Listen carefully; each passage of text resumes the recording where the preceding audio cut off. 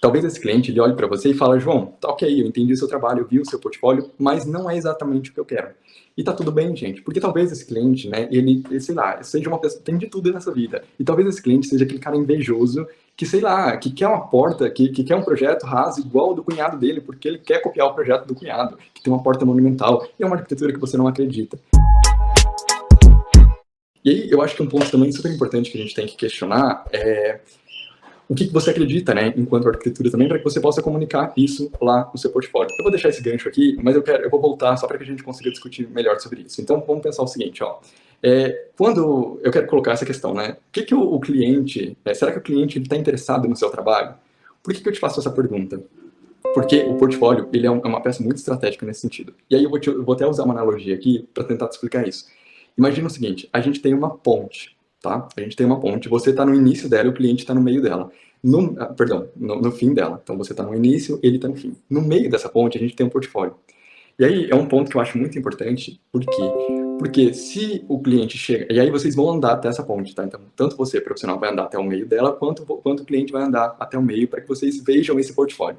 E aí você, enquanto profissional, vai mostrar o seu trabalho para ele. Você vai comunicar o que você acredita enquanto arquitetura. Então você vai chegar para ele e falar, olha, eu acredito que a arquitetura seja isso, a gente tem esse trabalho aqui, esse é o trabalho, né, que representa, que vem à frente do nosso estúdio, enfim, e a gente acredita numa boa arquitetura, numa arquitetura que seja responsiva, a gente acredita que um bom projeto ele precisa ter técnicas passivas, a gente precisa ter técnicas, a gente precisa ter técnica aplicada à concepção, o projeto ele precisa ser responsivo, ele precisa também dar uma resposta sofisticada do ponto de vista técnico e plástico, enfim. Talvez esse cliente ele olhe para você e fale, João, tá ok, eu entendi o seu trabalho, eu vi o seu portfólio, mas não é exatamente o que eu quero.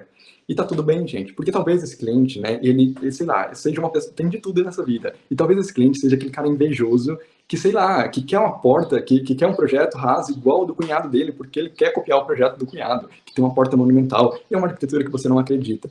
Então, percebe, tanto você, quanto profissional, quanto cliente, você apresenta esse portfólio para ele, e vocês dois terão essa possibilidade, essa oportunidade de não entrar numa fria, né, para ambas as partes. Por quê? Porque você, enquanto profissional, apresentou o que você acredita, a sua linguagem no seu trabalho, portanto, você não vai ficar desacreditado, né, porque você faz, por exemplo, eu faço um projeto potente, mostro para ele, mas aquilo está tão enraizado na cabeça dele, o projeto raso, porque ele quer copiar, por algum motivo, o projeto do cunhado, e ele não vai aprovar o meu projeto. Isso vai gerar um ruído, né, nessa comunicação durante essa jornada da apresentação desse processo de projeto.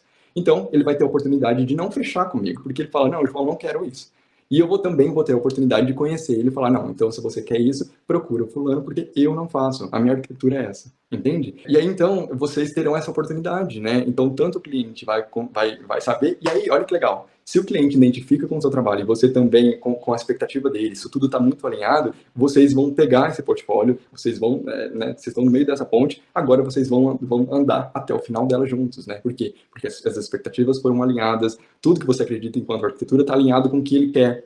E é aquilo que eu sempre falo, a gente tem que tomar cuidado com isso. Com o cliente, geralmente, ele vai procurar um projeto raso. E não é geralmente o que ele quer, é porque é o que ele conhece, né? Ele não tem repertório. E tá tudo bem. Agora, se você mostrar o seu portfólio, explicar, depois de uma hora de apresentação, e aí ele virar para você e falar, não, eu quero um projeto raso, e aí você vai ter o direito de escolher. Você pode demitir esse cliente, entende? Agora, se você não tem nada, se você não tem material, não tem portfólio, e aí?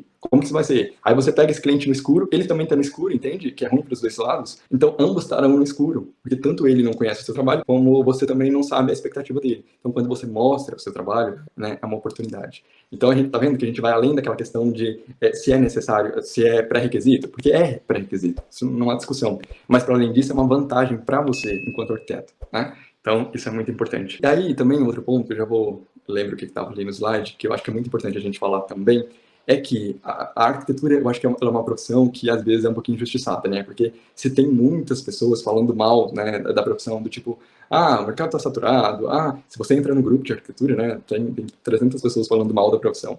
E na verdade eu acho que a gente tem algumas vantagens, né, sobre outras profissões. E aí, eu vou voltar lá no slide, porque eu faço esse paralelo, né, por exemplo, com cirurgião plástico. Então imagina, a gente tem essa oportunidade, essa possibilidade de criar um material do zero, um produto do zero para vender isso. Porque se a gente for pensar, a gente vende um produto, a gente vende um projeto, certo?